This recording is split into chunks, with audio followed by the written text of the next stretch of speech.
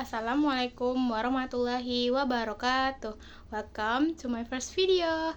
Hai teman-teman, perkenalkan nama aku Revalina Melody Cinta, NPM A1B024066 dari kelas 2B jurusan Pendidikan Bahasa Inggris. Mata kuliah Education Administration, dosen pengampu Dr. Muhammad Kristiawan, SPDI, MPD. So, in this video kita bakal bahas bareng-bareng apa itu filsafat pendidikan, apa hubungannya sama teori manajemen, dan kenapa kedua hal ini penting banget. Penasaran? Let's get started! Teman-teman, pernah gak sih mikir kenapa ya pendidikan itu kayaknya ribet banget? Ada teori ini, teori itu. Tapi sebenarnya semua itu ada alasannya loh. Di balik pendidikan ada yang namanya filsafat yang bisa nentuin tujuan besar. Nah, biar semua itu enggak berantakan, ada yang namanya manajemen pendidikan yang bikin semuanya berjalan sesuai rencana. Apa itu filsafat pendidikan? Filsafat adalah upaya manusia untuk memahami berbagai hal secara mendalam, sistematis, dan kritis demi memperoleh pengetahuan. Manusia sebagai sumber filsafat pada dasarnya adalah makhluk yang berpikir, merasa, bersikap, dan bertindak. Pengetahuan yang dimiliki manusia diperoleh melalui proses berpikir. Nah, proses berpikir itulah merupakan alat yang digunakan untuk manusia untuk mengembangkan potensinya, memperluas pengetahuannya, dan mengubah dirinya menuju masa depan yang lebih baik. Dengan demikian, setiap peserta didik dapat mengenali dirinya dan memahami bahwa melakukan perbuatan benar itu harus menjadi prioritas utama. Tujuan filsafat pendidikan. Filsafat pendidikan adalah penerapan metode dan pandangan filsafat dalam bidang pengalaman manusia yang kemudian disebut dengan istilah pendidikan. Filsafat pendidikan itu merupakan jiwa, roh, dan kepribadian sistem pendidikan nasional. Tujuan filsafat itu membantu manusia berkembang dengan memberikan pandangan hidup yang menyeluruh dan teratur, yang dituangkan ke dalam kurikulum. Kurikulum ini membuat proses belajar mengajar menjadi lebih terarah, sehingga guru dapat dengan mudah merancang pembelajaran untuk peserta didik. Filsafat dan pendidikan itu saling berkaitan dan tidak bisa dipisahkan. Filsafat menjadi dasar cara berpikir melalui pengamatan, pengalaman, dan analisis untuk menemukan kebijaksanaan dan keadilan.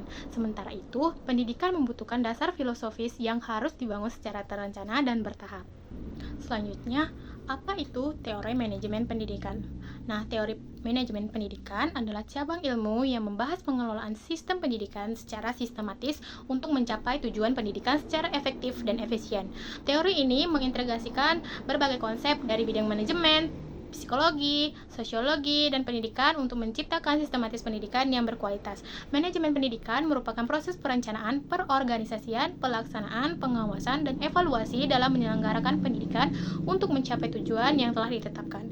Proses ini melibatkan berbagai pihak seperti kepala sekolah, guru, siswa, staf administrasi, serta masyarakat. Teori-teori manajemen pendidikan. Teori-teori manajemen pendidikan itu mengacu pada konsep dan pendekatan yang digunakan untuk mengelola sistem pendidikan secara efektif. Nah, berikut ada beberapa teori-teori utama yang sering diterapkan dalam manajemen pendidikan. Teori klasik atau Classical Management Theory, yaitu teori ini berfokus pada struktur organisasi, pembagian kerja, dan efisiensi dalam tugas. Pendekatan ini didasarkan pada konsep ilmiah dari Frederick W. Taylor dan Henry Fayol. Implementasinya adalah kepala sekolah sebagai pemimpin utama yang mengawasi seluruh guru dan staf. Teori behavioral atau Behavioral Management Theory. Teori ini menekankan pentingnya hubungan manusia dalam organisasi. Fokusnya adalah motivasi, kepuasan kerja, dan hubungan interpersonal yang baik. Implementasinya menyediakan lingkungan kerja yang mendukung untuk kesejahteraan emosional dan fisik guru. Selanjutnya, teori sistem atau System Theory. Teori ini melihat pendidikan sebagai sebuah sistem yang terdiri dari berbagai komponen atau input, proses, dan output. Semua komponen ini saling berhubungan dan mempengaruhi hasil pendidikan. Implementasinya mengelola sistem pendidikan dengan mempertimbangkan semua aspek seperti menyediakan fasilitas, peningkatan kualitas guru, dan evaluasi hasil belajar siswa. Teori kontingensi atau contingency theory. Teori ini menekankan bahwa tidak ada pendekatan manajemen tunggal yang cocok untuk semua situasi. Pendekatan harus disesuaikan dengan kondisi lingkungan, karakteristik organisasi, dan kebutuhan individu. Nah, contoh implementasinya itu menyesuaikan strategi pembelajaran di sekolah pedesaan dengan sumber daya yang terbatas, berbeda dengan strategi di sekolah perkotaan yang memiliki fasilitas yang lebih lengkap. Teori transformasional atau transformational theory, teori ini berfokus pada kepemimpinan yang mampu menginspirasi dan memotivasi individu untuk mencapai tujuan bersama. Pemimpin transformasional berperan sebagai agen perubahan. Nah, contoh implementasinya, kepala sekolah yang mendorong inovasi kurikulum dan melibatkan guru dalam pengembangan profesional secara berkelanjutan.